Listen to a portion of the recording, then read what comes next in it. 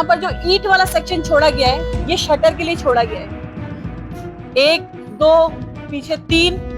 और अब आइए एक चीज और दिखाती हूँ आपको। जमीन को लेके कम से कम 3 साल से विवाद चल रहा है और इन्होंने इस जमीन को एक मार्केट बना दी गई है। इसमें गरीबों को दवाइयाँ दी जाती थी, धर्मशाला थी और इस मंदिर को तोड़ने के लिए पूरे प्रयास करे और उन्होंने धर्मशाला जिसके पेपर ही मेरे पास है दान के दिए हुए, ये कटा हुआ है, इन्होंने दीवार तोड़ रखी अंदर से। इतना बड़ा पेड़ था, हमारा पूजनीय पेड़ था, सारा कट चुका है। देखने को ये भी मिला है कि जब भी यहाँ पर शटर लगने का कार्य होता तो सन्नी जी जो कि लगातार इसकी आवाज उठा रहे हैं, इनको तुरंत थाने के अंदर बुला लिया जाता था और इनको जब तक थाने के अंदर रखते थे जब तक वो शटर ना लग जाए। साथियों, आप सभी को मेरा नमस्कार। मैं टीना वर्मा, दिल्ली के रंग से। अब इस वक्त हम है पहाड़ी धीरज दिल्ली 6 में।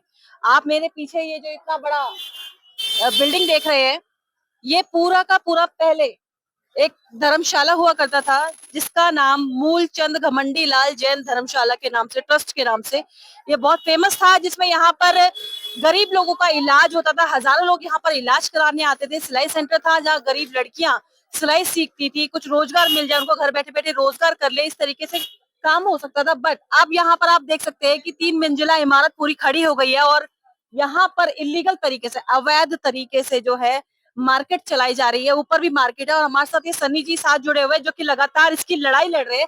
इसके बारे में भी हम इनसे पूरी बात पूछेंगे, पर मैं चाहूंगी पहले आप मुझे पूरा दिखा दे पीछे तक किस तरीके से बिल्कुल ये बिल्कुल। बिल्डिंग बनाई हुई है इन्होंने। मैं आपको दिखाती हूँ साथियों। और सबसे बड़ी बात ये है कि सन्नी जी की जो लड़ाई है वो मंदिर की भी है और धर्मशाला की भी है। वो इसलिए क्योंकि जो मंदिर बनाया गया है वो सन्नी जी के द्वारा बनाया गया है और धर्मशाला जो है गरीबों के लिए चलाई जा रही थी। पर अब उस पर कुछ दबंगों ने, कह लीजिए, कब्जा कर लिया है और कब्जे के बाद अब यहाँ पर जो है इलीगल तरीके से काम किया जा रहा है। और मैं आपको ये दिखाती हूँ साथियों कि ये जो जगह है ना, यहाँ पर मैं आपको दिखाऊंगी। कैमरा थोड़ा सा इधर करना। यहाँ पर जो ईंट वाला सेक्शन छोड़ा गया है ये शटर के लिए छोड़ा गया है। एक दो पीछे तीन। और अब आइए एक चीज और दिखाती हूँ आपको। अब यहाँ पर सबसे बड़ी समस्या क्या है उन दबंगों की? ये मंदिर, ये मंदिर इनकी समस्या है। क्यों? क्योंकि इनका रिक्शा यहाँ पर नहीं आ पाता, क्योंकि पीछे तक जो है धर्मशाला का रास्ता जाता है। आइए वो भी दिखा देते हैं आपको। ये है, एक शटर तो यहाँ डल गया है, 2 शटर आगे डल गए हैं, ये शटर भी है यहाँ पर। टोटल 4 शटर डल गए हैं और 3 शटर डलने की तैयारी और चल रही है। और सबसे बड़ी बात यह है, आपको मैं बता दूं साथियों, कि इस मंदिर को यहाँ हटाने के लिए यहाँ पर इस तरीके से लकड़ियां रखी गई। और आप एक बार कैमरा थोड़ा सा इधर कर लीजिए, मैं दिखाऊंगी कि किस तरीके से जो है जर्जर अवस्था में मंदिर की हालत हो रखी है पूरी की पूरी। और जब इन लोगों ने ये कंस्ट्रक्शन किया था तो इसके बाद यहाँ की लाइट्स वगैरह भी खराब हो गई। अब पूरी बात जो मैं पूछना चाहूंगी सन्नी जी से कि क्या है पूरा मामला, थोड़ा सा मुझे बताएं। मैडम ऐसा था, ये एक ट्रस्ट की जगह थी, जमीन थी। इस जमीन को लेके कम से कम 3 साल से विवाद चल रहा है हाँ। और इन्होंने इस जमीन को एक मार्केट बना दी गई है। इसमें गरीबों को दवाइयाँ दी जाती थी, धर्मशाला थी, कंप्यूटर सेंटर था बच्चों का, काफ़ी चीज़ें इसमें बनाई जा रखी थी। जब इसको रोकने की कोशिश करी गई तो मेरे पे 3-3 4-4 केस लगाए गए। अच्छा। जो यहाँ के मर्डरी हैं, बीसी हैं, उनके खिलाफ वगैरह। और जो अमित जुनेजा है, वो क्या करता है, लोगों की दुकानों के ताले तुड़वा देता है। उनकी कोई आवाज़ उठाता है तो लड़की को भेज देते हैं, लड़कियों से केस लगवा देते हैं। तो उसमें एक एसीपी है विजय रस्तोगी, जो अमित जुनेजा का रिश्तेदार है। अच्छा। तो उसने मेरे को चौकियों में बंद कर करके केस लगा के मेरे हाथ तुड़वाए, मेरे पैर तुड़वाए, मेरे पे पथराव करवाया और इस मंदिर को तोड़ने के लिए पूरे प्रयास करे और उन्होंने धर्मशाला जिसके पेपर ही मेरे पास है दान के दिए हुए, और ये मेरे को इतना टॉर्चर कर रहे, इतना टॉर्चर, कभी मेरे घर में बदमाश भेज रहे हैं मुझे मारने के लिए, कभी घर के नीचे भेज देते हैं, कभी कहीं कुछ कर देते हैं। मैं सिर्फ यही कहना चाहता हूँ, धर्म की जगह धर्म में दी जाए और मंदिर को नहीं छेड़ा जाए। इनके लिए इन्होंने इतना परेशान कर रखा है, इतना परेशान कर रखा है कि कभी कभी दिल करता है कि पता नहीं क्या कर लें, मगर ये मान के राजी नहीं है और हर दिन नया कुछ ना कुछ मेरे साथ कर देते हैं। हाँ दीदी, ये 1974 में दान दी गई थी, 18-20 लोगों ने दान में दी गई थी जगह। तो इसमें अमित जुनेजा ने और एक अलका प्रशांत और प्रदीप जैन, इन सबों ने मिलके, कपिल गुप्ता ने, सबों ने मिलके इस जगह पे अवैध कब्जा करने के बाद में और ट्रस्ट को बिल्कुल खत्म कर दिया। इन्होंने एक जगह खत्म नहीं करी, इन्होंने कई जगह खत्म करी है। और आसपास की जितनी भी रिहायशी है उनको धमकियां मिलती हैं, यहाँ से मकान खाली करो, हमें मार्केट बनानी है। तो हमने इनसे बोला भाई आपने इतनी बड़ी धर्मशाला भी तोड़ दी, केस लगा दिए, सब कुछ कर दिया। और अब जबकि मैंने कोर्ट के अंदर पेड़ का भी केस डाला था और इन्होंने कहा कि पेड़ नहीं कटा। मैं आपको दिखा सकता हूँ कि पेड़ कटा है या नहीं कटा, उसकी दीवार रह गई है। तो उन्होंने अब ये पेड़ को लेके एसीपी ने लिख के दे दिया कि पेड़ तो कटा ही नहीं है, अच्छा। और जबकि पेड़ कट चुका है। मैं आपको दिखा देता हूँ एक बारी आइए चलो एक बार पेड़ भी देख लेते हैं, क्योंकि सनी जी बता रहे हैं कि पेड़ कटा हुआ है और जो एसीपी है वो कह रहे हैं कि पेड़ नहीं कटा नहीं हुआ। कटा, उसका तो वो रिटायरमेंट भी से देख बाहर। लेते हैं हाँ, एक बार थोड़ा सा। ये देखो इसकी दीवार देख लो, पेड़ देखो, ये देखो उन्होंने सिर्फ ये छोड़ा, बाकी सब लगा दी उन्होंने। अच्छा। ये देखो ये काट रखा पेड़ इन्होंने पूरा, ये तो पूरे पत्ते पत्ते आ गए। हम्म। अब इन्होंने ये जगह छोड़ रखी, नहीं तो ये तोड़ देते इसको। ये इसकी पेड़ फोटो, की हाँ, ये पेड़ की वजह से छोड़ा हुआ है, ये कहने पेड़, का मतलब हाँ, ये। ये पेड़ मैंने मंदिर में केस, कोर्ट में केस डाल दिया था। ओके। हाँ, यही पीपल का पेड़ था। यही पेड़ का पेड़ था, सारा कुछ छोड़ दिया वहां से वहां तक, हम्म। सिर्फ ये दीवार छोड़ती है हम्म। ताकि पेड़ पूरा गायब ना हो जाए, हम्म। तो मंदिर में चला जाएगा। ठीक। हाँ जी, हाँ जी, ये सारी चीजें ऐसी हैं। इसके कटे हुए फोटो भी दिखा दूंगा। पिछले 2 साल के अंदर इस पे थोड़े बहुत पेड़ आ चुके हैं, ठीक है, पत्ते पत्ते आ वगैरह चुका आ आ रहे हैं चुके अच्छे हैं, से। बाकी कटा हुआ है, इन्होंने दीवार छोड़ रखी है अंदर से। ठीक है। कितना बड़ा पेड़ था, हमारा पूजनीय पेड़ था, सारा कट चुका है। ठीक है, यहाँ हाँ पर जी, काफी सारी औरतें आके पूजा करती थी, इस पूजा तरीके से करती आपने थी, मुझे बिल्कुल दिखाया बिल्कुल। भी है अभी। हाँ जी, हाँ जी, हाँ जी। ठीक है। अब और ये देखो मार्केट बन चुकी है, हम्म, ये गत्ते वत्ते वाले लगे हुए हैं, यहाँ पर सारा काम हो रहा है। ठीक अब है। ये मंदिर को तोड़ना चाहते हैं कि मंदिर टूटे, धर्मशाला तोड़ दी इन्होंने, अब मंदिर को तोड़ना चाहते हैं ताकि इनका रिक्शा विक्शा अंदर आ जाए। अच्छा। यही कहानी चल रही है। बाकी मैं आपको ऊपर छत पे से दिखा देता हूँ कि क्या कर रखा है इन्होंने, क्या नहीं कर रखा।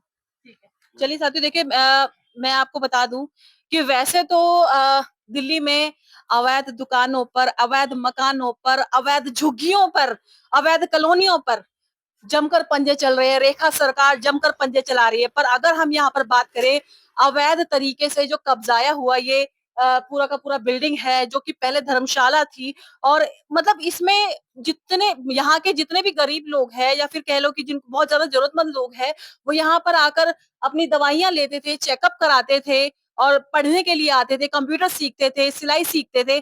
पर वो सब चीजों को उजाड़ दिया गया कुछ दबंगों के द्वारा, और अब इसको एक अवैध मार्केट का रूप दे दिया है। जगह जगह शटर निकाले गए हैं।